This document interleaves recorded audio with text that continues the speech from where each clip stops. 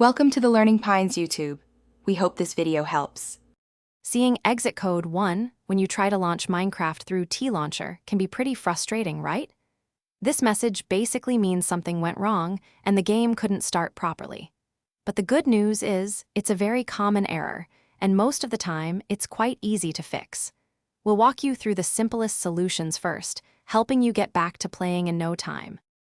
First things first, let's look at your Java. Make sure you have the correct and most recent Java version installed for your Minecraft. Outdated Java is a frequent culprit.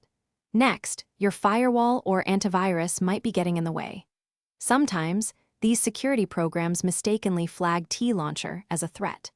Try adding TLauncher as an exception or even temporarily disabling your antivirus to see if that resolves the issue.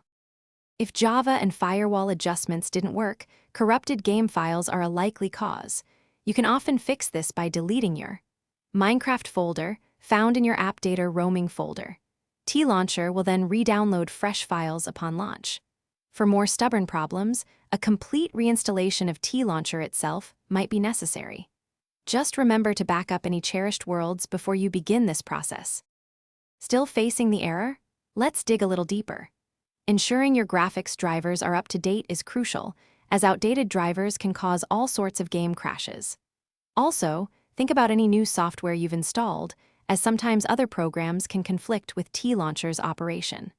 Finally, try running TLauncher as an administrator. This simple step can often resolve issues where the program lacks necessary system permissions to launch correctly. If exit code 1 persists, don't give up. Double-check your internet connection, as download integrity relies on a stable network. Head over to the official TLauncher forums or their support pages. You might find others with the exact same issue and a working solution there. Remember, these types of errors are often fixable, and help is available if you need it. Thanks for watching. Consider subscribing if we helped you.